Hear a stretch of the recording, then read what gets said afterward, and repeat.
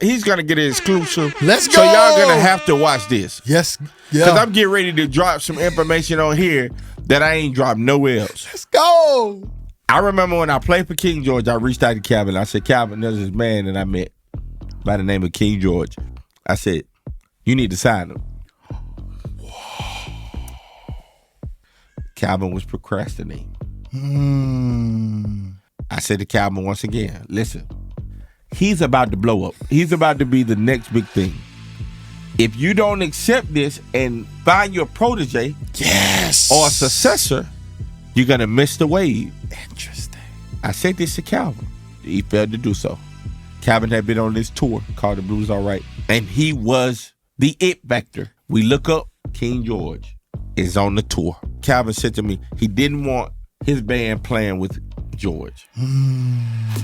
That doesn't mean that I can't work for King George.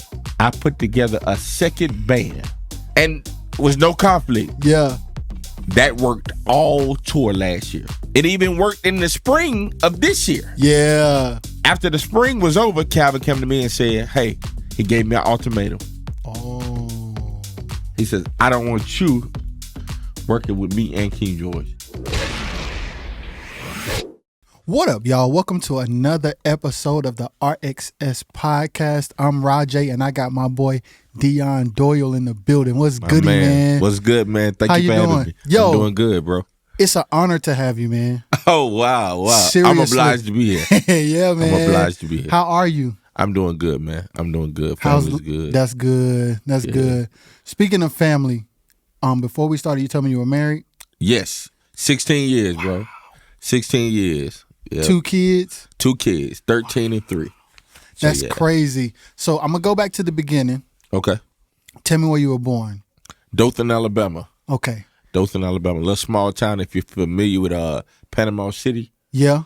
I'm right there, like at the break of the Florida line and the Alabama line. Like Dothan's like right there. Yeah, man. What was it like growing up there?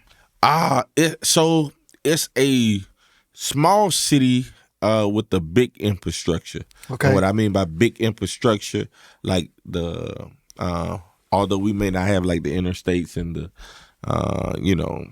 the big buildings or whatever the case may be, it is operated like a major city. I got you. The operation of it, the infrastructure of the city is like a major city. So it gives you that major city feel without the congestion. Yeah. You know what I'm saying? So yeah, it's cool. I love Dothan. Yeah, I love Dothan. You've been there all your life? All my life, born and raised.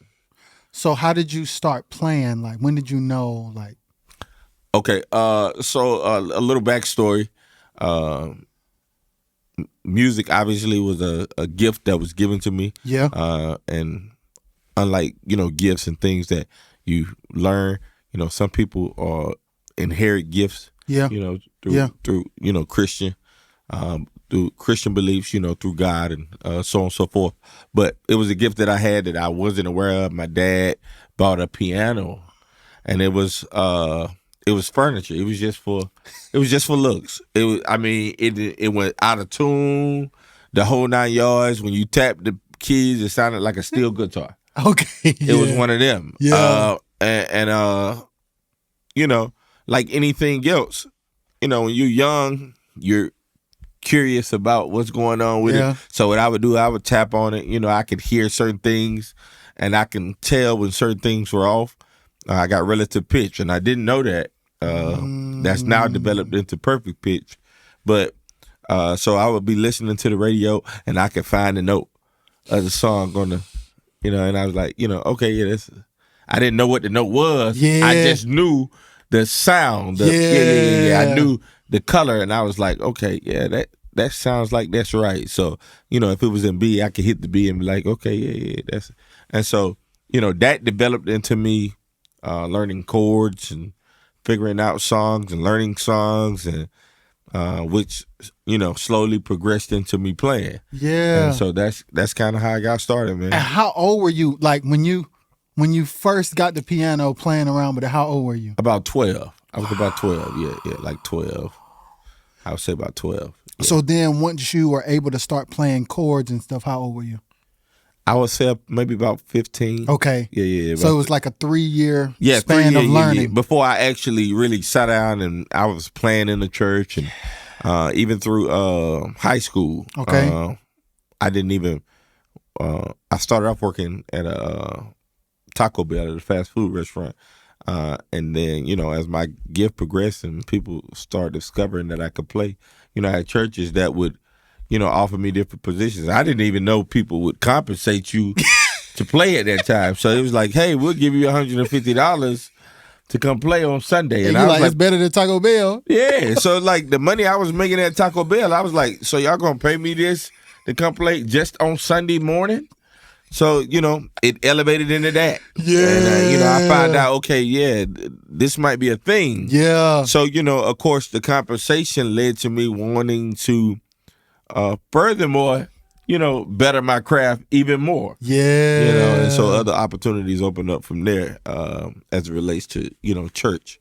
What was the first opportunity that you got outside of just Sunday morning? The first opportunity that I got outside of Sunday morning, I would say was with a young lady who was becoming, at the time, she was becoming viral through social media. Okay. Her name was Richardson. Okay. Some of you may know her now. Yeah. She's been featured on a lot of different things with a lot of different artists. But she's from Pensacola, Florida, which is about 2 hours from me. And I made contact with her through other friends and associates that played from the Pensacola area, and she inquired for me to come play for one of her events. Yeah. And it was a big deal. I mean, she had, a lot of, what I would call at that time big names. Yeah. In the gospel industry. William Murphy. What's the guy's name?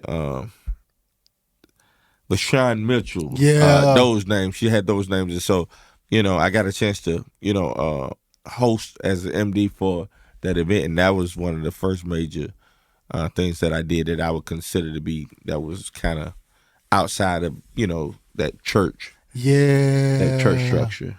And you've done like some quartet stuff too, right? I have. Yeah. I have. I was introduced to quartet. So I had two introductions, but my first real introduction to quartet was through my brother, who's been rocking with me for years, Bebe Carter. Yeah. You know what I'm saying? He was playing with the group David Hammond and the Chosen Disciples. Yeah. And he was like, hey D, come out and sit in a couple. So I sat in a couple shows. They liked me, and I started rocking with them real heavy. And that's when I started really learning, the culture of quartet. How old were you? Then maybe 17, 16. Okay, so wait, this is different. You're the first person that I've ever met that was introduced to it later. Oh, yeah. Like most people that I know, like born into it. Oh, no. Interesting. Yeah, man, maybe even 18. I was introduced to it. I come from a Koja background, but that's a lot different than quartet.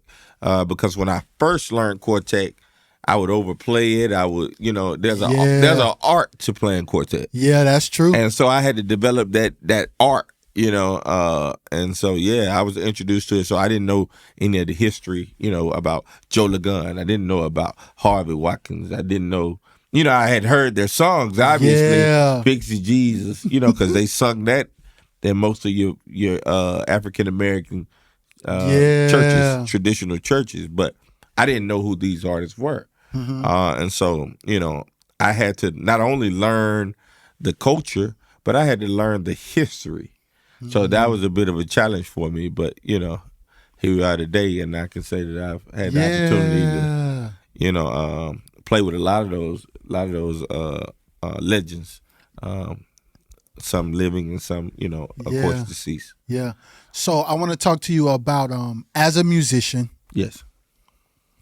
I want to talk to you a little bit about the pros and cons of being a quartet musician. Let's go. We can talk about the pros first. Let's go pros first. Let's go pros first. Okay. Here's and this is one element that I appreciate quartet for. Being a quartet musician, it will give you something that no other genre of music will give you. And you want to know what that is? What's that? Discipline. Absolutely. That's a fact. Discipline. Quartet will teach you how to be a disciplined musician. That's a fact. I mean, when you listen at Harvey Watkins, when you listen at Doc McKenzie, that music is discipline. And you'll hear those guys and you'll be like, can they really play? Yeah, they can really play. They're just disciplined enough to know when to play. Yes. So that is an element that is that has been a characteristic that has been robbed in a lot of genres of music, like gospel, R&B. Yeah. That element has been just taken out of music. So even now, that was one pro that I really, really appreciated about quartet. It taught me discipline. It taught me how to play with a band. It taught me how to sound, make everything sound like one sound versus a bunch of good musicians. Yeah. So I didn't want to just be heard. I wanted everything to be sonically perfect. It was an art. Man. That was interesting. That was interesting for me. So that's one major pro for me. Another pro I would say is, and this is big considering where I am now in my musical career. It taught me to be humble in my expectations. Oh, that's good. Right? That's good. Right? As opposed to where now I meet guys who say, oh, if it's over 4 hours, I'm not driving. Well, in Quartet, we drove 13 hours. So now when and I think it helps me now today because when I run into different obstacles, I don't forget that element. I'm not too bougie to say, y'all know what, we're gonna put this on the ground. Yeah. Like just last week we were in Orlando, Florida. I think that was last week. Yeah, we were in Orlando, Florida. We had a flight to leave out of Atlanta. And the flights got booked for PM instead of AM, right? And there were no more other flights left. And this was a 9-hour stretch, right? But none of my guys, none of them didn't complain. It was like, hey, let's grab a rental. Let's do it. Yeah. So I appreciate the fact that Quartet, it kept me humble in my expectations. Yes. From a business and administrative standpoint. Yes. That's another great element. Another pro, and there's a lot of pros I give. I'm just going to give a few. Yeah. And we'll talk about some of the cons. Another pro that I really, really appreciate is Quartet taught me how to deal with musical controversy. Explain. I'm going to elaborate on that. I'm ready. Musical controversy, right? Because I know that there's, when you play basketball, you expect it to be competitive. There's a scoreboard that lets you know. Yeah. We're keeping track of who's doing what. Yes. But in Quartet, when I got introduced to it, there's this friendly competition and musical controversy that sparks the urge to be better. Yes, Lord. See, this the part. It's not a bad thing. It's one of those things. Like one of the guys that was one of my mentors, Sean Davis, who was a phenomenal keyboardist, guitarist, and well-known musician in the quartet industry. He was my competition, yet he was still my mentor. Yeah, man. Right? Yeah. So I wanted to outshine him or be better than him, but I still took the elements of what he gave me to better my craft. In that, I end up accomplishing that goal, which in turn made me a better musician. Absolutely. It expanded me. Absolutely. And then I would move on to the next mentor. Yeah, man. And then the next one. And so I can name several people who I watched and who silently, indirectly mentored me, who didn't even know they were mentoring me, but they were my next, they were kind of like, that's my next competition. Yeah, that's where I got to get to. I got to get to that level. Yeah. What is he doing? Yes, sir. Right. TaMarcus was one of the first. Lord. He was one of the first individuals that I seen to use a Nord stage on a quartet set. Yo, when I first saw TaMarcus, I said, "What is happening?" And exactly. he was using a Nord. It was some kind of Coliseum type thing. He was playing for Lisa Knowles. Exactly. And I'm like, exactly. Whoa, there's levels. He was definitely one of the pioneers from the keyboarder standpoint in quartet. Yes. You know what I'm saying? Of course, there was others that we can name, and this is not to discredit anyone, but these were just people that I silently looked up to. Absolutely. And I said, I got to develop what they have. And now these same individuals, they have a mutual respect for me Absolutely. from a musical standpoint. So those are all, pros, you know what I'm saying? So being humble, it taught me how to be humble. It taught me, obviously, how to deal with musical controversy. Yes, and it also, taught me how to be disciplined. Yes, sir. So, yeah, those are the pros. Now let's talk about the cons. Let's go. Well, obviously, the obvious, that everybody knows, that ain't no secret. So, we're not letting the cat out the bag here. Yeah. You definitely got to have a love for quartet to do it, and it can't be a job, because quartet is not a genre of music that can make you a whole lot of money. You're not going to be there. Maybe 2% of people who are in quartet that may be millionaires. I don't even know. I don't even think the community has even taken the time to even look at the net worth of individuals who are in quartet to even classify them as rich. Of course, we love Harvey. We love Lee. We love Joe Lagun. But when you go to Google, Wikipedia, has anyone taken the time out to see what the real net worth of these individuals are? See, this is big. This is what you need to catch. Like, net worth is important. Yes. Because there's a difference between being popular and a pioneer. Yeah. Right? There's a huge difference. You can be popular and not have nothing to show for it. Yes. That's a fact. You can be popular. I know several popular musicians who still live with their moms, who, don't have a banking account, who don't own a debit card, so that's the thing, one of the cons. I don't think quartet spends enough time in administration.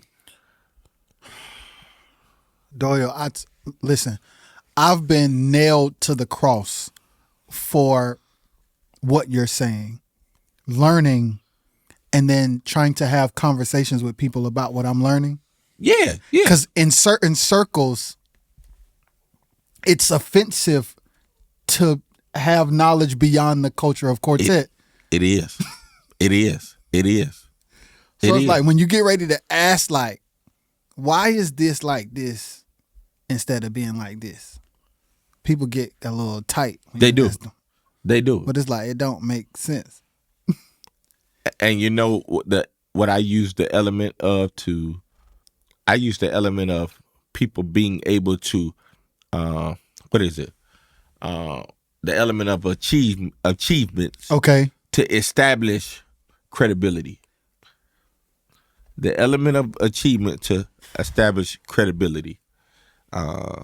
Yes. Go there. Because I know exactly what you're saying. Yeah. So there's this thing you could be saying, man, listen, next year, Bitcoin is going to be worth $4 million, whatever the case may be, and people may be like, man, he tripping. Yeah. Right? Yeah.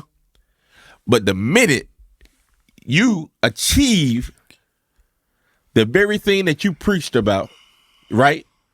Then that's when everybody want to say, yeah, I know him. Right? So your credibility ain't in the information that you're giving.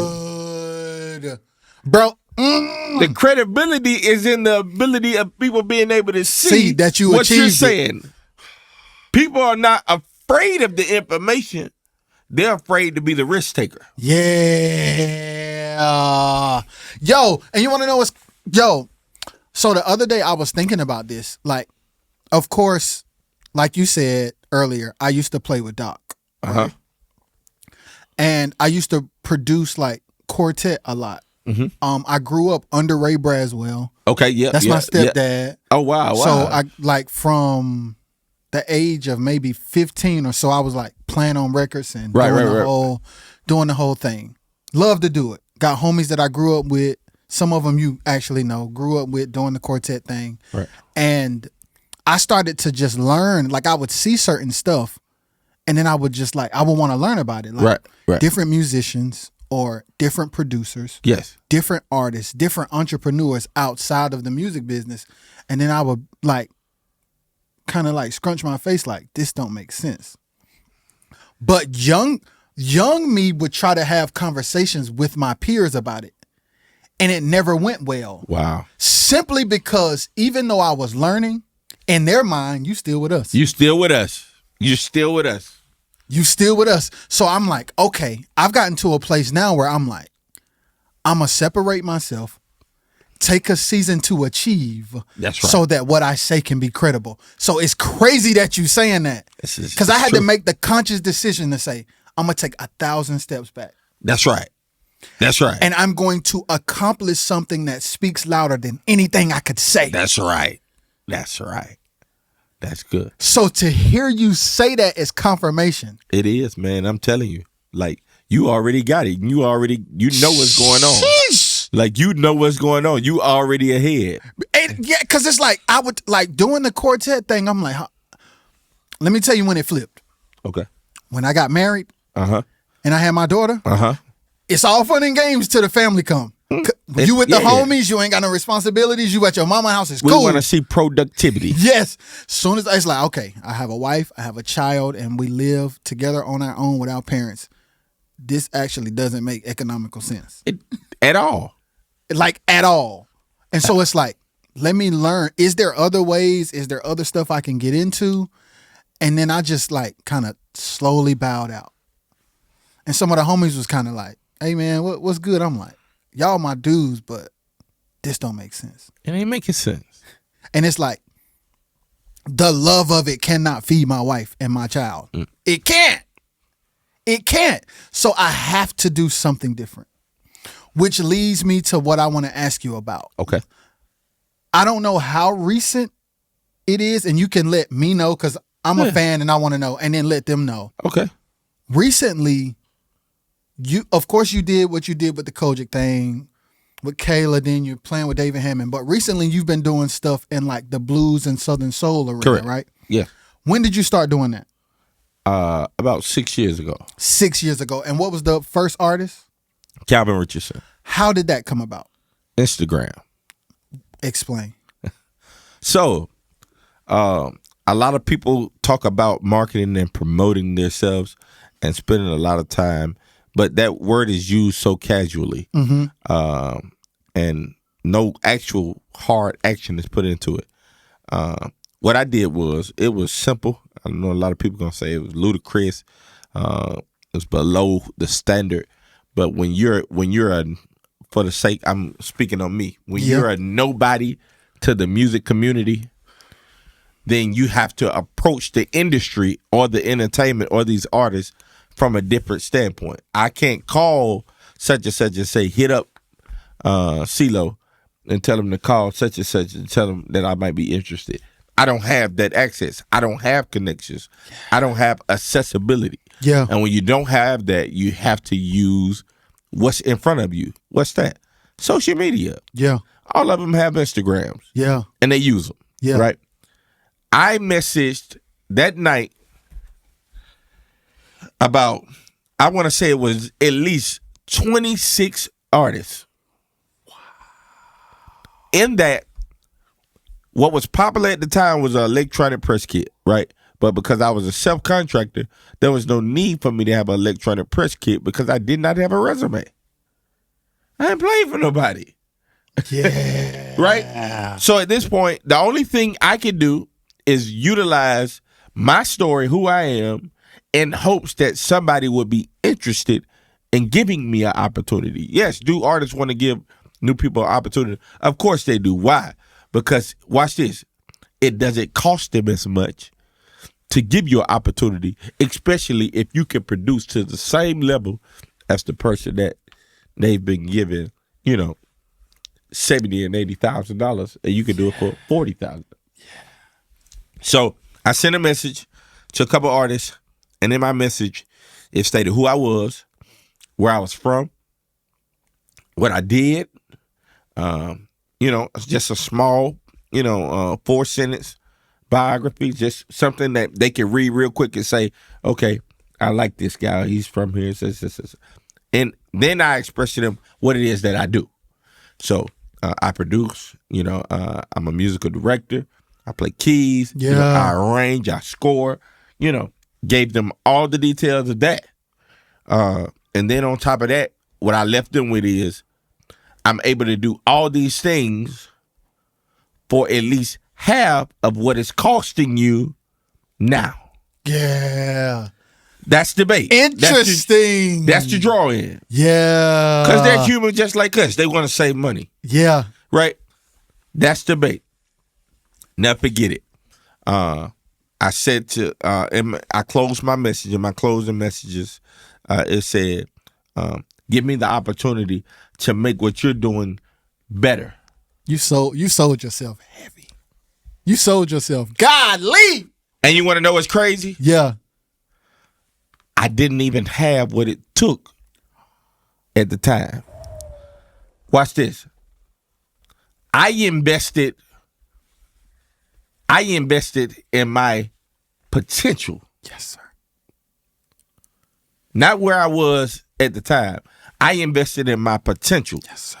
Because I knew if the opportunity presented itself, I would rise to the occasion. Yes, sir. Absolutely. I'm going to rise to the occasion. Absolutely. Why? Because I can't fail.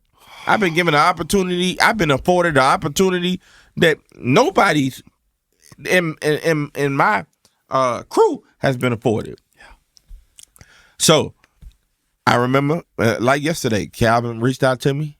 And he was like, hey, I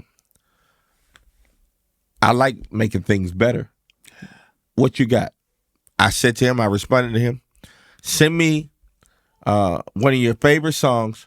I'm going to create an arrangement for it, and I'll shoot it back to you. Yeah. All right.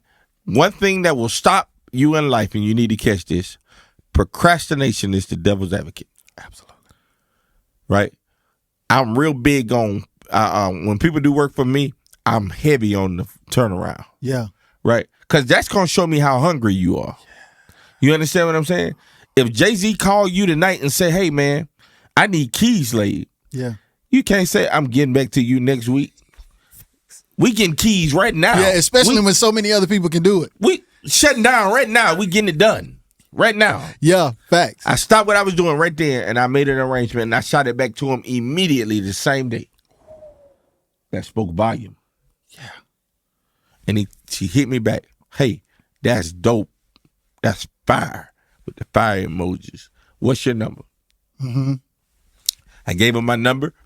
He took my number. He called. Never forget it. I was on my way to a quartet program. Wow. David Hammond and the Chosen Disciples anniversary. Whoa. It was anniversary. I had made it to Eufaula, Alabama. Some may know. And I got the call. And the guy, and he said, hey, this is Calvin Richardson. And I pulled over immediately. Wow. I could not believe it. I pulled over. And he said, hey, I want to share about you coming in basically and MDing the crew that I already have. right? But I've been preaching the law of loyalty, that loyalty equals royalty, since years back. Yeah. The same people that's eating with me now were the same people who were doing $25 gigs with me. Yeah, man. You understand what I'm saying? So people be like, why you don't give other people opportunity? It's not that I'm not interested in giving people an opportunity, right? But I have to invest back into the people who sold in tears in me, who believed enough in me to say, you know what, D? Like, I'm going to do these $25 gigs with you because I know you're going somewhere. Yes, sir. Right? So you got to have people around you who believe enough in you to where they're not looking for what they can get out of the moment. Yes. But they're looking at your future, and they know that they can benefit more off your future than trying to get so much out of you in your present. Yes, sir. Right? Yes, sir. And I had those people. Bebe was one of those people. Yeah. You know, and we can talk about it now because, you know, I mean, he bringing home almost $1,000 a night sometimes. So, like, you had him. I mean, he would come and do $25 gigs with me. Sometimes he would take nothing. Just, you know, just feed me. You know what I'm saying? And I'm transparent. I've always been transparent. And so, and so when it comes to opportunities, he's always gonna get the first. Yeah. He's gonna always. I told Calvin Richardson, and I ain't mean to get off. No, course. you good. That was good, man. Yeah, I told Calvin, I said, man, I would love to MD your crew. I said, but if I come, I got to be able to stand behind my work, so I got to use my people. Now I was taking a chance, a big chance. You made, you got in the door and then took a risk that could possibly make him say, never mind. Guess what he said? What's that? Never mind. Ah! He said, never mind. And I beat myself up for it for 3 months. Yes, sir. I was like, man, did I mess up this opportunity? Yeah. Did I mess up this opportunity? Right. But here's the thing: when you do stuff out of loyalty, you don't worry about, because what's for you is for you. And when you're doing stuff out of loyalty, I've had people who are around me. They made certain moves, right, because they were only thinking about themselves. Yeah. Right. And they still end up losing the very thing that they thought they were gaining, just because they were thinking about themselves. Wow. Yeah. Right. Yeah. So I said, no, I ain't gonna do that. So cool. He's like, cool, we'll stay in touch. You know what I'm saying? 3 months went by. I never forget it. Calvin was in. He had a show in Dallas, Texas, and he had a show in Houston. The crew he had in Dallas, I guess they bombed. He called me on that Friday. He said, hey, this Calvin. He called me block. I said, hey, man, what's going on? He says, how good is your crew? I said, they're better than the one you got now. And I didn't even know the crew he had, right? He says, can you know 16 songs by tomorrow?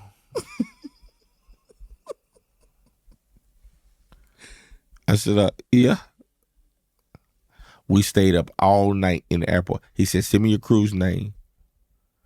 He texts me back with flight tickets.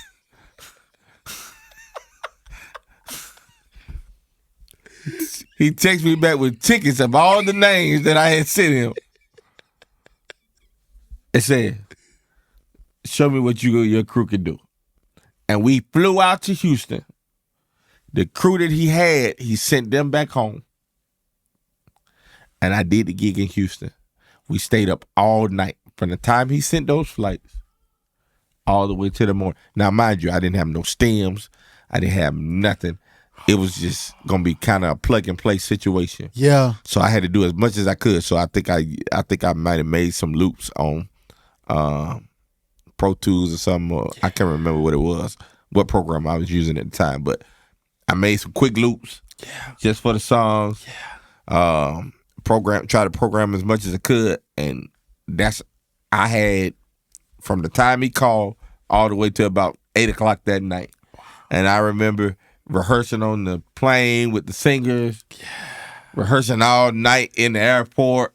Like, it was crazy. And we got down there, we did the gig. Calvin made a post about it that night. It's still on Instagram.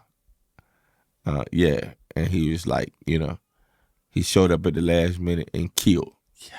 We killed. No stems, no nothing. Like, we killed.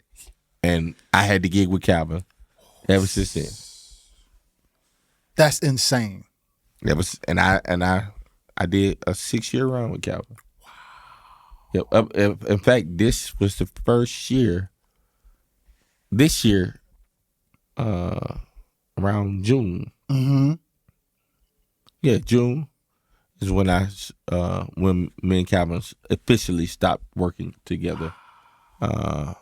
This year, and we'll get into that if you want to get into that. Let's get into it. Yeah. So, obviously, when I was playing for Calvin, obviously, I started making connections with more people in the industry. Yeah. Right. Before you tell us that, okay. How is the business? Okay. Yes. So let's talk about the business. Yeah. This is very important to know. When you're operating with major artists, the first thing they care about, and I already knew this because I was already operating like this in quartet. Yeah.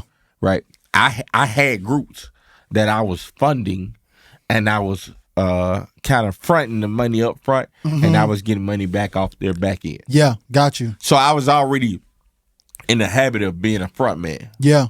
Well, artists, they like dealing with individuals who they don't have to micromanage. Yes. Right. So It's not like you're not gonna call me. You gotta get your hotels here. You gotta get your. When I send Calvin his bill, it's one bill. Yeah. So when they say it takes money to make money, you have to invest in yourself first. Yeah. So that means I would get all the rooms for everybody. I would get all the food, the flights, whatever it was. I would take care of it up front out of my company, and then my company would invoice Calvin with payroll and expenses. So you would have two different. So you started. Wait. So now we have to go back. Yes. So you started a company to operate from. Yes. Well, I already had a company as I advanced in quartet. Okay. What made you do that? Right. Well, the lack of administration. Yeah. In quartet. That's what led me to creating a company. Okay. Because I saw that there's no way you can make money off of quartet just playing. That's a fact. So maybe if I start booking or something, is that what you did? I actually started acting as a silent promoter. That's so smart. So I was playing and getting paid to play and getting paid for the groups. Wow. You definitely didn't grow. It's crazy because I didn't grow up in quartet. It is very clear. And that was important. That element was that might have gave me a 1-up. Clearly. It clearly gave you a 1-up. Right. Because I wasn't a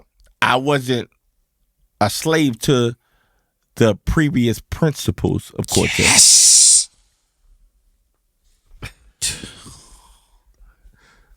So yeah, it gave me a 1-up. And so you start this company in quartet. Alabama Music Group. Let's go. So then when you get with Calvin, Calvin's company is paying your company. Correct.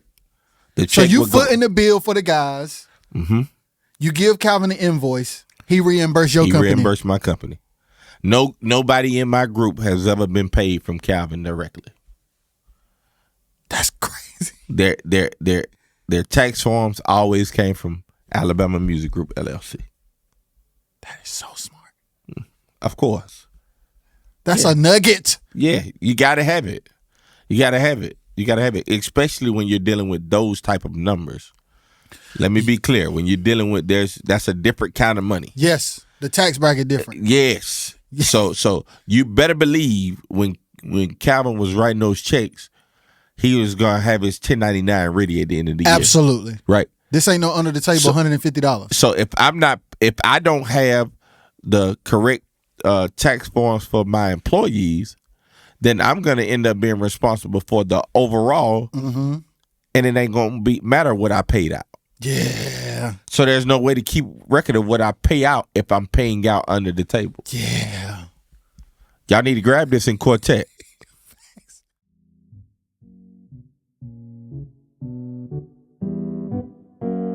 Roger is the way you say. At the end of the day, I would need to be comfortable with myself more. And because I felt like in order for me to be my true self, or in order for me to have a big impact on the world, I would need to be with a group of people that I know, when that's not the case. I was kind of scared at first because I felt like I was going to miss them. My parents have told me many times that I have gifts and I need to use it, and like people wish they could do what I do, and I was like, I don't want to do that. Since I was really young, I really like to speak and make people feel better in life, and it's just something I enjoy.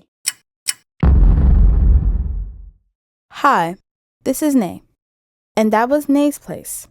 If you want to catch more, search Nay's Place on Apple Podcasts, Spotify, and RXS Entertainment YouTube channel. It's a lot. That's a tool. When you pay somebody, that is a tool that you use to recoup. Yeah, but most of the time, let's go there. Yeah, let's go there. Most of the time, these groups don't want to report the money they make because they want to pocket it right then. So it's like, if I charge however much I charge, I want all that money. Mm-hmm. So they're not gonna tell the promoter, pay me in a check to my company, and then I'm gonna give 1099s to my guys and pay them. But you can do it with cash though. Can you? Of course. Explain. Okay, so if you book me, because you got to think, anytime you book a artist, they want their back end how? Cash. Yeah, they're not gonna let you give them no check. Yeah, your mic bounce low key. Yeah, the back end is always gonna be cash. So they're operating with cash. Now, it's up to the artist whether they choose to give you cash. Mm-hmm. I would never give my employees cash. I would always give them either a wire transfer, a Zelle, a Cash App, something that had a paper trail. Yes. Right? So right, because even if you were going to do cash, all you got to do is make sure there's a receipt. That's it. But I ain't never seen that. No, they don't do that. They fail to do that. Like I ain't never got no risk. I ain't never had. It's just like, here's the money. Thank you for your service. Either that, or even if I'm gonna give you cash, I'm gonna make you do a what is the form called? Is it a 1040? Basically, an employee form. Okay. Stating that I paid you X amount of dollars in a year's time. Oh, yeah. Whether it was cash or not. Once you sign, what is that for? I got several of them. But I know what you're talking about, though. Yeah, I feel like I'm having a dumb moment. It's okay, man. But yeah, so I'm gonna make all my employees fill that out before they receive anything. Yeah, whether I give them cash or not. Yeah, and then at the end of the year, when I write that 1099, I'm gonna write that 1099 for whatever the amount that was I gave you. Yes, it's up to you if you file it or not. I don't care. But you're I gave covered. it to you. I gave you're it to covered you because you gave it to him. But as long as you fill that form out, then you've given me the right to say that I've given you X amount of dollars. Yeah, that's good. And you have to get that on the front end. Yes. I have it on all my employees. This is good information. Yes, got to have it. This is good information. I got to know what that form is because I want to tell them exactly. So I'm going to say this too while you're getting that form. Okay. That's even good. Like, as an MD, that's good. As a producer, that's really good. It is. Because artists come to you to produce records and you normally hire people that you trust. That's right. So like building that company and then paying people properly, it helps to have business credit. It helps with loans that you need. It helps if you need a grant. It helps. It helps a lot of things. Like it does. But it depends on how broad your mind is. That's right. Because if you're small-minded, give me my couple dollars. Let me get these pennies to the homies that helped me do this record and on to the next one. Yeah. That's the lowest form of administration you could operate under. And by the way, that form is called a W-9. Yes. Yeah. I was having a moment, and it was going to kill me if I didn't get it out. Yeah. But that form is called a W-9. So anytime you pay anybody, and you're going to be consistently paying them on a regular, you want to have them to fill out a W-9. So when they fill out that W-9, that gives you the right to do a 1099 on that individual. Thank you. Because I've dealt with that, and I was like, what? Because I recently... Churches do it. Yes. And here's the crazy thing. So check this. My church, I'm like, hey, I started my LLC not maybe a year and some change ago. Mm-hmm. So then I told the trustee at my church, like, hey, instead of paying me and my wife as self-employed employees, pay my company. Yeah, pay my business. Yes. So to hear you school me on it's like, cause the lady told me, like, hey, you need to make sure that you give yourself a W-9. That's right. Cause I didn't do that last year. Yeah. It worked out some way where it was my first time, so they kind of was like, it's okay because you didn't know type of thing. But they were like, next year you need to have this form by this time. That's right. I didn't even know there was a time. Like it is. It's a cutoff date for you to file this form and turn it in. It is. And like, I think that's important for musicians to know. It is very important. Like you have to know how to like a lot of musicians now are operating in what I call ignorance, for lack of a better word. Yeah. Not to be offensive. And what I mean by that is a lot of you have filled out this W-9 and you filled it out and you didn't even know what it was. Facts. Okay. When they hired you at your church, they gave you that W-9. A lot of you have a lot of 1099s in your name that you don't even know that you got. And you're not going to find out until you go to buy your first house.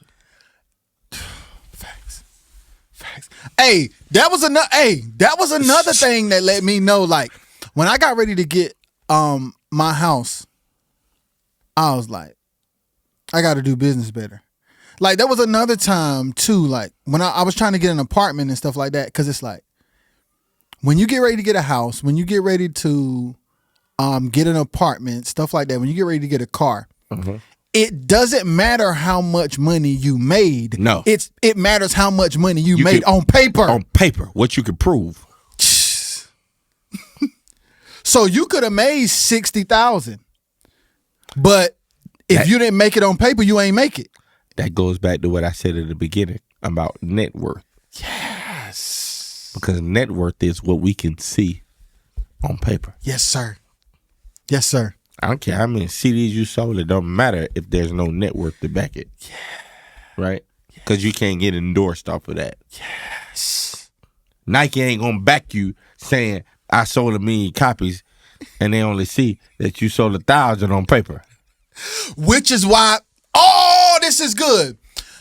I used to wonder why, like the Williams brothers, I was going to say the brothers, but for people who may not know, right. I used to wonder why like Lee and the Williams brothers would just be like, okay, they'll perform, but they won't have no record table. And I'm like, why don't they have a record table? It's because you got to go to the store to make sure it's scanned. That's right.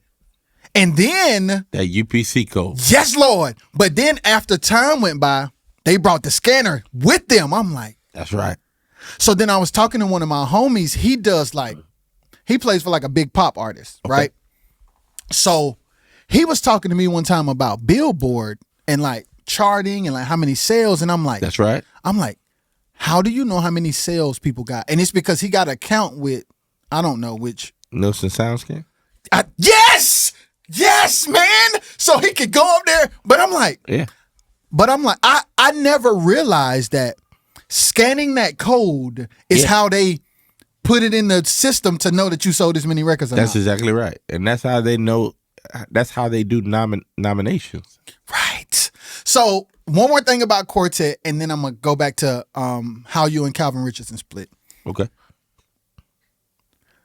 Quartet tends to do business janky, right? Yes. But then they are frustrated that they are not acknowledged by the rest of the music industry. You don't operate in it.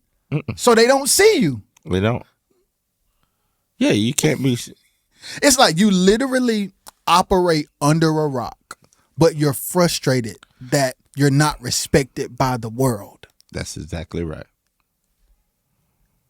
And it's gonna, and here's the thing: we're in an era now where there are a lot of upcoming, who I would say, people who have the potential to carry the legacy. Yeah, that can change. Absolutely. Like, if we're in a pivotal moment for Quartet right now. Mm-hmm. We're having Men of Praise, Daryl Pettis, Roy Revelation.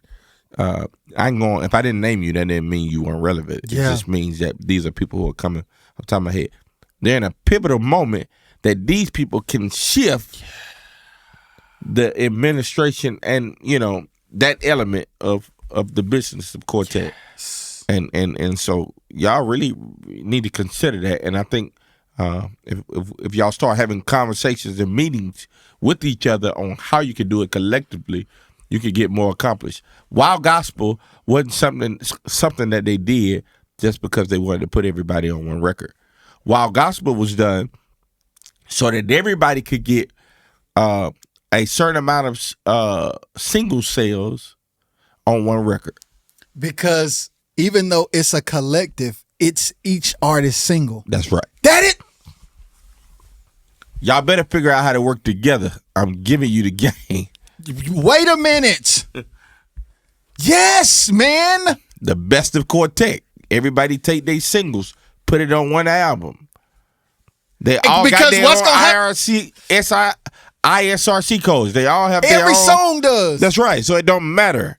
And then so that means if Lisa get 500,000, your record got 500,000. Because you take this is genius. I never realized it before. I just didn't. If you got 10 artists, that's right. If there are 10 different styles, but you're under one genre and you put out a compilation, you now put all the fans in one pool. That's right. To generate them sales. That's exactly right. And when you do it right on paper, y'all sold a lot. A lot. Everybody. Numbers go up. Then you can say Quartet is a genre. Facts. Because right now it ain't a genre.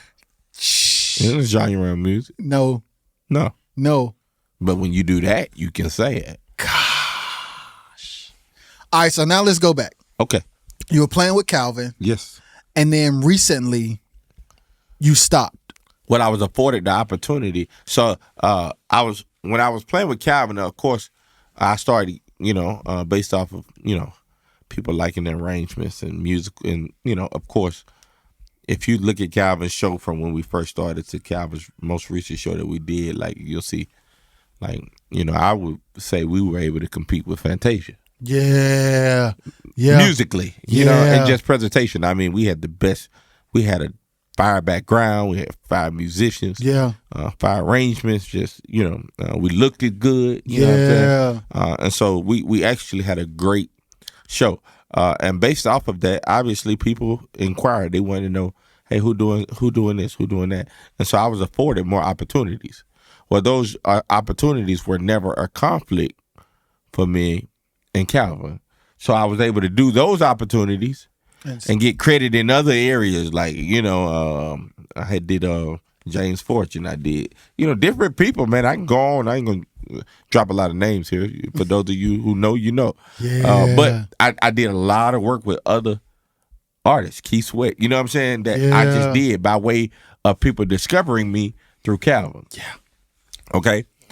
So that's why it's important that, no matter what you're doing, like, you do it to a level of excellence, because you never know who's watching. You never know who's watching. I used to get frustrated because I used to think that I wasn't, this is going to be good. I used to get frustrated because the person that I was working for wasn't telling me how much they appreciated me. Oh. But what I had to learn was what I was doing, it wasn't for them. It was for the people that were watching me. Yes, Lord.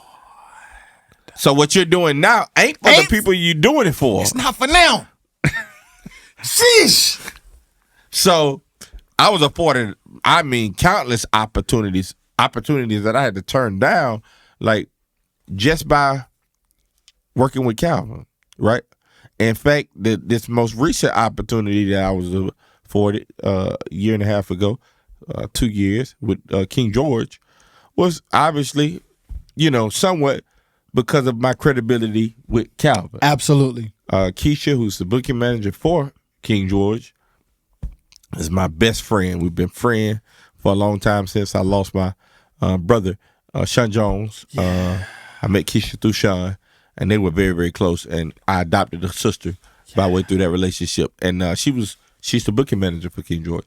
So when it came time for George needing a band, she was like, "Oh, I know who to call. Yeah, man. Call my brother. Yeah, like I'm gonna call him. I know he can get the job done. Yeah. How do I know? Because he played for Calvin Richardson. Yeah. So he's going to already know what we need to make it happen. So Absolutely. She called me. She already knew. I knew about doing a rider. She knew I knew about input lists. I knew about, what I'm saying, advancing shows. So she called me, and I did it. And then, we made a connection. The chemistry was there. We ended up started doing a couple pickup shows with King George. And then, lo and behold, out of nowhere, you're gonna get something that he's gonna get an exclusive. Let's go. So y'all gonna have to watch this. Yes. Yeah. Because I'm getting ready to drop some information on here that I ain't dropped nowhere else. Let's go. I remember when I played for King George, I reached out to Calvin. I said, "Calvin, there's this man that I met by the name of King George." I said, "You need to sign him." I'm giving y'all exclusive, and you're only gonna be able to get this from him. Let's go. From his site. Let's go. So you ain't gonna be able to. My live is off. Everything is off. You're gonna have to get it from him. Okay? Let's go. So if you got this information, you got it from him, and I know you watched it, right? Because don't go. nobody know this. I said, "There's a young man you need to sign." I said, his name is King George. His song "Keep On Rolling." It was building a lot of traction on social media, TikTok. I was like, "You need to sign him." Right, I reached out to Keisha. I said, "Set it up. Let's meet." Calvin was procrastinating. This was the first year in when I was just helping her. I ended up doing King George's wedding, so on and so forth. And I just kept working with him. Yeah.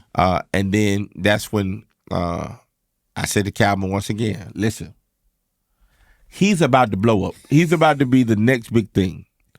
If you don't accept this and start find your protege or a successor, you're going to miss the wave, right?" Interesting. I said this to Calvin. Calvin knows this. He failed to do so. Calvin had been on this tour called The Blues All Right for 5-6 years. Yeah. And he was the it factor of this tour. Yeah. I said, you know what? I had to make a decision, right? The 48 laws of power, the first rule of that law, one of the 48 laws of power, one of the first rules is never outshine the master. Mm-hmm. Right? So I had to figure out, how do I still protect my investment with King George without disturbing my investment with Calvin? Calvin's not going to bust a move with King George. So I need to find a way that I can continuously be able to work with King George because I see where he's going. Yeah. But he don't. Yeah. But I don't need to jump on this bandwagon and then I lose everything in the end. Yes, sir. So I had to make a good conscious decision. This is the reason my team, they trust me. Yeah. They don't just leave and go from camp to camp just because I say let's go. They trust that I'm going to make the best decision for their careers. Yeah. So I said, you know what? I'm going to do. That's when Calvin said to me, he didn't want his band playing with George. We look up. King George is on the tour that Calvin is on for the first year in history. This was last year. First year in history, he's on the Blues All Right tour. First year. And he says to me, he don't want his band playing for King George. That doesn't mean that I can't work for King George. I put together a second band Yo, you so smart. What? I managed 2 bands. I MD'd 2 bands last year's tour. Yeah. Blues All Right. Yeah. Both bands were killing. I arranged music for King George. I arranged music for Calvin. I did sound checks for King George. I did sound checks for Calvin. Calvin had his own engineer. King George had his own engineer. And was no conflict. Yeah. That worked all tour last year. Mm-hmm. This coming up year, it even worked in the spring of this year. Yeah. Yeah. This coming up, after the spring was over, Calvin came to me and said, hey, he gave me an ultimatum. Oh. He says, I don't want you working with me and King George. He says, because even though you're not using the band, you're still giving him my sauce. So this became a tough moment for me. Yeah. Right? Because I got an artist that I worked with for years. Yeah, man.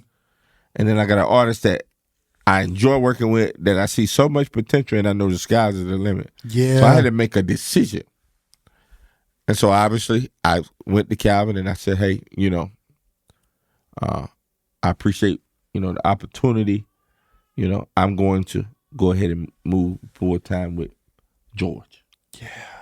But it messed me up because guys that were on the band, the B band, the second band with George, I had to indirectly give their positions to my main crew. Yeah. Right? Goes back to that loyalty clause. Yeah. You see what I'm saying? Yeah. And I had to make a decision. And this is the thing about being a great leader. Sometimes you gotta make tough decisions. Yeah. So I made that decision.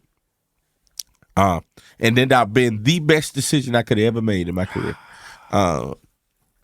And so we end up putting this band together with, or utilizing my band with Calvin with George. Yeah. Right. And Calvin ended up hiring another band. Mm-hmm. Now it got to this, what we call this friendly competition. Musical controversy. Yeah. Right. So this tour, this is the last weekend of this tour. Okay. And it has been very, very challenging. Yeah. Because it has been very competitive night after night after night after night. And we've been kicking their butts night after night, city after city. So, and so that happened. And, we got into where we are now.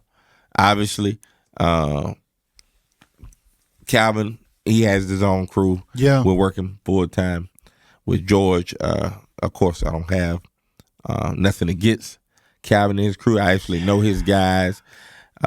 Interest in his guys. They play for other artists like Bill DeVoe. Yeah. And, a couple, Mark, shout out to Mark, Jamin. Yeah. And Eugene, all those guys. But all those guys, they respect us. Mm-hmm. They respect us. They say us, hey, they so it's still, the camaraderie is still there. But there's still a tad bit of tension with me and Calvin there. Yeah. Just because of the aura. But I'm excited because tomorrow is the last night I get to whoop up on Calvin. Hey.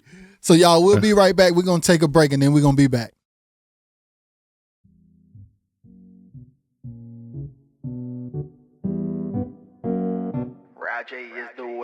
If you can't hold your mule, don't give it to somebody that don't deserve it. Nah. Please don't. You know he out here sleeping with everybody. Don't do it. And you gonna do it because it feel good. Why? Because it got a big thing or something? That ain't. You know how many men folk around here? Never mind. I'm just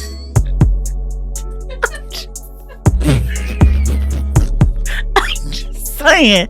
There's plenty of fishies in the sea.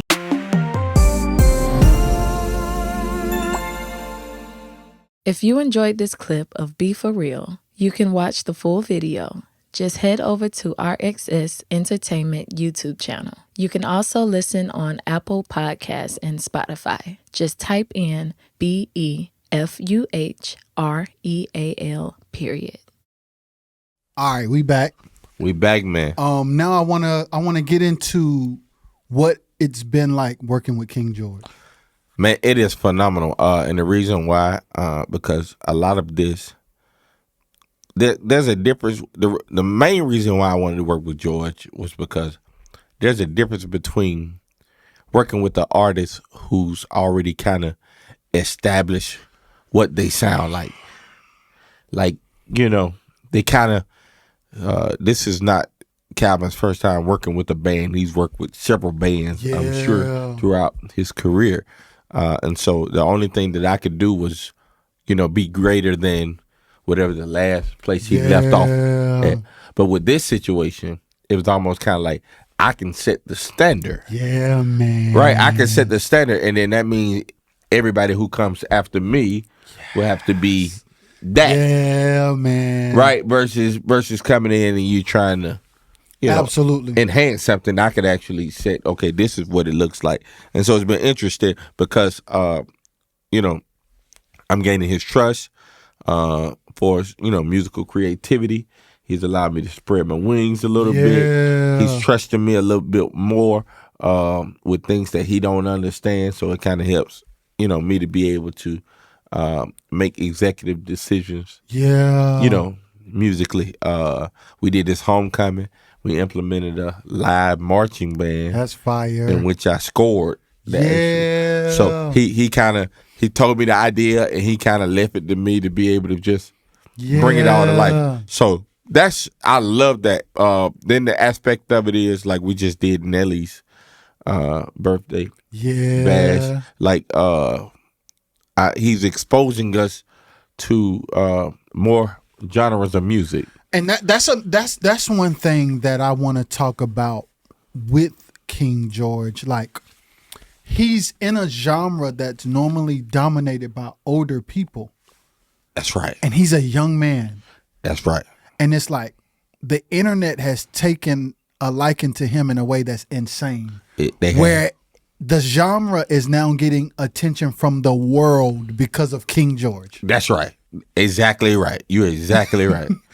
And so, which was challenging for me at first, because here's what I had to see. We had, obviously, I'm going to be transparent. We had maybe a few people who did not like the show with the band. They did not like the approach, the musical approach. They said it was, it didn't sound like blues. And in defense of where we're going, what I tried to get them to see is that King George is not a blues artist. He's just an artist that has been that blues has taken a huge liking to. Right, you understand? Yeah. So he's not a blues artist. That ain't all he can do. Correct. And so what I didn't want to do is I didn't want to set the stage for him to be boxed in to blues musically. Yeah. Right? Because once you do that, then you become and this is no offense to no other artist, but you become the Lenny Williams, or you become the Pokey Bear, or you become, right? They're going to be blues. Yeah. Right? Well, you got George, you got Fantasia singing his music. So you don't want to become locked into blues to where the other markets can't use you. Absolutely. You're not marketable in other artists. So I want to make sure that I'm not embracing the standard of blues so that I don't become confused when I'm exposed to other things. So I'm already prepped for when we did Nelly. I was already prepped when they come in there and, they have digicodes and stuff. And like, I'm already prepped. Believe it or not, here's a fun fact. The standard of blues now from a production standpoint is because I didn't compromise. Yeah, man. When I first came in, we were the first ones to use in-ear monitors. Yeah, man. We were the first one to use stems. Let's go. We were the first ones to use Pro Tools rigging and time coding. We were the first ones to have full control and access and time coding with the video wall. Yeah, man. Just MIDI queuing for lighting. We did something, and they kicked against it. They fought against me the first 2-3 years. They fought against me. Now they're implementing everything that they fought against me. They're implementing it in the blues. Yeah. They're talking about in the spring, they're not even using widgets. Everybody going to be on P16s now. Interesting. And I was the one who introduced P16s to the blues. Yeah. So that's what I'm saying. So you never want to compromise what you know is the evolution of where you're going, right? So yes, sir. And then a lot of times what happened is another fun fact. I used to get upset because even with Calvin, when I wasn't working with Calvin no more, a lot of my ideas, they were still utilizing it. And I was getting frustrated. I was like, yeah, how you going to not use me, but you're going to use my ideas, right? But then it hit me. No, D. You're the standard. You're the standard. So you can't get frustrated when you're the standard, right? It is, people are going to they're going to replicate what you do. Yes. Because you're the standard. Yes. So now I've embraced that. Whatever I do, it's a standard. So that's why it's important that the things that I do are carefully thought out, processed, and I've seen it through, and I've, fail-safed it. Yeah. Right. And so now everything I do, they're kind of just rolling with it. Like everybody is kind of like, at one point in time, they wanted me to MD all the artists for Southern Soul. They couldn't get Calvin to agree. Wow. So you were just going to be like, you and your band was going to be the house band for the whole. Well, it might not have been me and my band, but it would have been you orchestrating everybody. Sort of like the whole production. What is my guy's name that does that? Adam Blackstone. Yeah. That's right. And E Will does it too. Yes, man. Yep, he does it too. And so but interesting. They wouldn't let it happen, man. Calvin wouldn't get on board with me, man. So I wanna stick on this point for a second because I think it's important. Yes. You have the skill to be what Southern Soul needs you to be. Yes. You have the knowledge and the discipline to be that. Yes. But you also have another level of skill and foresight to see how you can push it. That's right. How to evolve it. Most people are one or the other. I admire you for respecting it and pushing it. Wow. Because some people either going to say, this how it's always been, this how it need to be. Or do away with it all needs to be new. You're wise enough to say, I'm going to keep the essence, I'm going to keep the foundation. That's right. But I ain't going to slack. Let's Yeah. Yeah. I admire you for that, man. Yeah, we're going to push it, man. Yes. To God be the glory. Yeah, man. We're going to push what we got. Yeah. And, so I got a lot of respect for a lot of OGs who have been in the game. The Otis, a lot of musicians who have been in the game for a long time. Yerk Primer, Will, those guys, Essie, they play with Calvin. They play with Sir Charles. They play with Lenny Williams. They play. You know what I'm saying? I can go on and on. So they've been in that industry, and those guys. I didn't just come in and just say, "Hey, you know what? Get out of the way. I'm coming." No, it's like, let's work together. Yeah. I've never been the leader that I wanted to say, hey, it's me doing it all. I don't care about credit. Yeah. I don't care about no credit, right? My thing is, if we're gonna evolve the culture for the greater good, it doesn't matter about. Let's all work together. Yeah. I can't do it by myself. Yeah. This is an assembly line. Yes. You know what I'm saying? Yes. And so let's all work together. Let's put egos aside. And I think when you get a bunch of individuals that can do that, then you can progress even Quartet. Yeah. You can forge any culture of music forward. Yeah. You know what I'm saying? And that's pretty much So it is safe to say that when it comes to the live shows in Southern Soul, you're pioneering what's next. Yes, it is. That's fire, bro. It is. It is. And I say that without fear of contradiction, because I used to be careful to speak and try to be humble, but I do want to share something with you. False humility is a sin. If I ask you, can you play? And you be like, oh man, I'm all right. You just lie. You don't have to be worried about being called arrogant, erudite, cocky, conceited when you're confident in what you can do. Be you confidently. Yes. You know, so I embrace that. You know, yes, that's a response. I need to tell myself that. You want to know why? Because that's a responsibility that's given to me that I have to carry with a sense of delicacy. Yeah, man. Right? Yeah. So I have to remind myself, no, I'm not just been going up here playing the keyboard tomorrow. No, I'm pioneering the future. Yes, man. When you got 5,000 people coming out to see what Southern Soul is going to look like next year. Yeah, man. That they never seen it at this capacity before. Yeah. They never seen it with this intensity. Right? Yeah. And I'm knocking on the door of the R&B industry. I'm knocking on the door of the country industry. I'm knocking on the door of those markets, because when they come see it, they going to say, man, we didn't know they was doing it like that over here in Blue. Yeah, man. Because the resources are there. Yeah. Yeah. The resources are there. Yes. In fact, Southern Soul may be one of the busiest markets in this year round. Yeah. It's not a seasonal genre of music. Do you know they do this tour in the fall and the spring? That's crazy.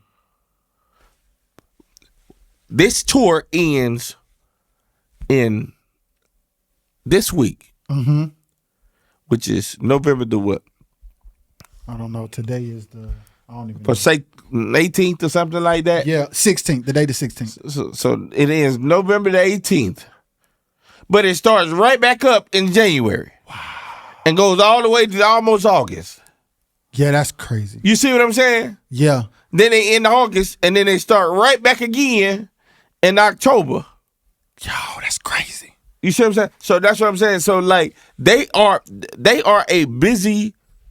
This is a busy organization. Yeah.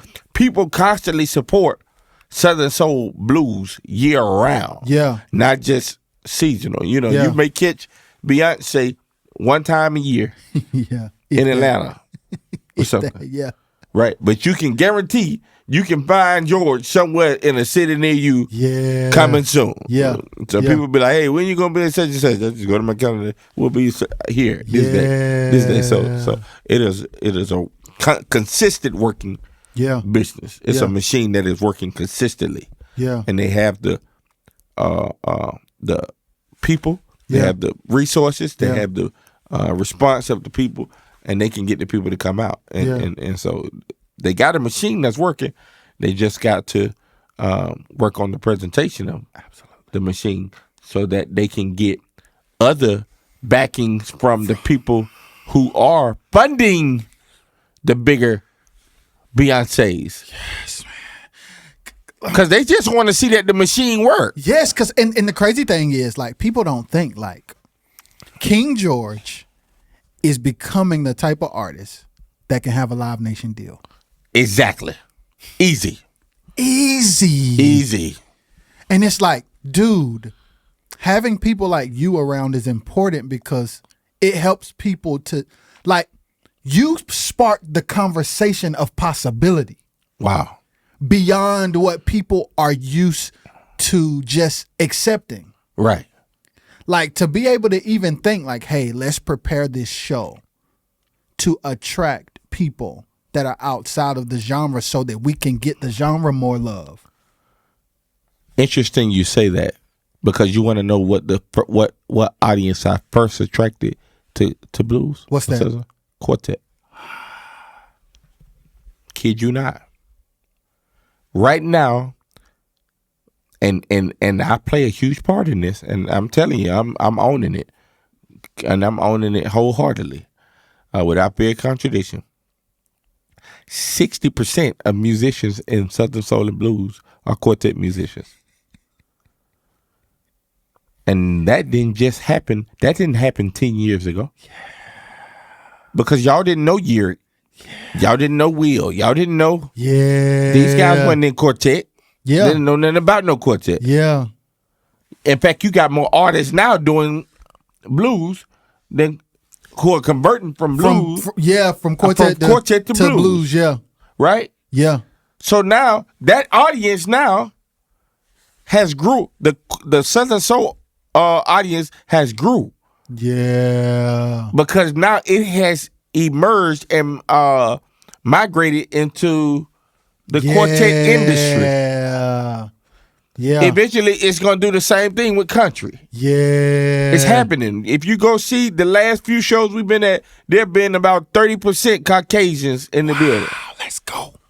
Let's go. You see what I'm saying? Yes, sir. So I got to make sure. A lady texted me and said the show sounded like it had some country in it. She thought I was going to be offended by it. I'm like, okay, that's great. Because you let me know I'm going in the right direction. Yeah. Because you don't see what I see. Yeah. You don't see what I see. Country is the most largest and progressive genres of music. It is. It is. Country is the most. Yo, that's true. Like they got the biggest award shows. So true. And they have the biggest artists. They're not afraid of evolution, man. They make the most money. God, you're right. It's true. Like I be listening to country records. I'm like, man, this is evolving. I hear 808s. I hear trap snares. Yes. I'm like, God. But you still got the foundation of the guitars and the writing, and it's like they're not compromising their sound, but they're still evolving. Yes, yes. And you want to do the same thing in Southern Soul? You got to do it. Yes, sir. You got to do it. Yes, sir. Like when you look at the video wall on George's show. Yes, sir. You see hip hop. Yes, sir. You hear country. Yeah. You understand what I'm saying? Yeah. You hear gospel. Yeah. Right? You want to be able to give a little bit of every element to different audiences of people. Yeah. So that, you can, no matter where you're at. Yeah. Yeah, you can perform. Yes. You can make it happen. Yes. So yes. that's what we're trying to do effectively. And of course, everybody's not going to embrace it, and I'm not looking for everybody to embrace it. Yeah. The fact that everybody don't embrace it lets me know that I'm doing something that hadn't been done before. Absolutely. Because you're only people don't embrace. They don't embrace. Change. I'm gonna give you this. Excuse me. And write this nugget down. You're gonna need it. Make a mental note. The thief of appreciation is the familiar. Yes. Once people are familiar with you, they can no longer appreciate what you do or what you bring to the table. So I don't want people to ever think they got me figured out. Like right when they think, oh yeah, we know, like the live show they talking about right now, don't nobody know it, but sneak peek. The live show we're doing now, we're getting ready to release the live version of it. Oh, that's so genius. It'll be the first Southern Soul live record. That's so. Yeah, you. We're getting ready to release the live show. I'm already working on the new show for the first of the year. Yeah, you're and we're gonna drop. We're gonna drop every year because it's gonna be a new arrangement, new songs, new transition. You're very smart, man. and this is the thing. I'm not reinventing the wheel. Yes, it's just it hasn't been done over here. PJ Morton, every time he do an album, he do a live version of it. Yeah, that's real. Why not capitalize on everything you can? Yes. I'm not going to waste the arrangements. Yeah. I'm not drawing the royalties off of it, so how can I draw royalties off of them? How can it still make money when I'm not using it? Because people, they make arrangements, and then once they wear the arrangements out, then that's it. That's it. No, we're not doing that. We're not doing that. That's so smart. We're not doing that. I'm too old to be doing that. I'm running out of creative juices, man. 35. Yeah, man. When I get Kevin Bunn's age, I want to be able to say, yeah, that's what I'm on too, man. I want to be like Karen Lindsay, and I want to be the one saying, yeah. Check. Man. And give me an album. Making wise decisions with your opportunities and pushing the envelope. That's right. And doing good business. That's how you set yourself up. That's exactly right. And you're doing that, man. Man, to God be the glory. Like, you've taught me a lot today, man. Wow. Seriously. You've taught me a lot, and you've confirmed a lot of things that I think about that I don't have much support with my peers from. Wow. Like, you're one of the first people that I know I could call and say certain things and you understand. So I get it. This has been refreshing for me. Man, that's big. And that's all I care about. Yeah. Like, I'm here to spark the creativity, ideas that you got inside of yourself. Make it happen. Yes, sir. I'm dealing with the same thing you dealing with here. Yeah. I'm dealing with it at home. So it ain't nothing new. Don't let it stop you. Yes, sir. Yeah, don't let it stop you. Yes, sir. Mm-mm. Yes, sir. Mm-mm. You got to be the proof. Yes, sir. I know, man. You got to be the proof. I know. You understand what I'm saying? When they was inventing that light bulb, somebody said, you wasting your time. You got light. Yeah. That's real. That's real. That's real. You know what I'm saying? So, that it's important to surround yourself around people who, even if they can't see or understand what you're doing, they trust your decision, they trust your judgment, and they're going to push that. What you got going on is big, bro. You got your brother in there, you got your wife in there. Yeah. That's your support. Yeah. You don't need nothing. There go your support right there. Yes, sir. Make it happen. You making it happen right here. Yes, sir. Like, I looked at your podcast, bro, and I looked at the level of excellence it is, bro. Like, and it almost put me in the mind of, what's the guy's name? He bring all the singing artists. I can't think of his name. Terrell Show? Yeah. You understand what I'm saying? Yes, sir. You got some major cooking right here, bro. Yes, sir. And you have the connections to people. Yes, sir. Right? You know what I'm saying? So use that. And I'm going to do everything I can. So this was big for me.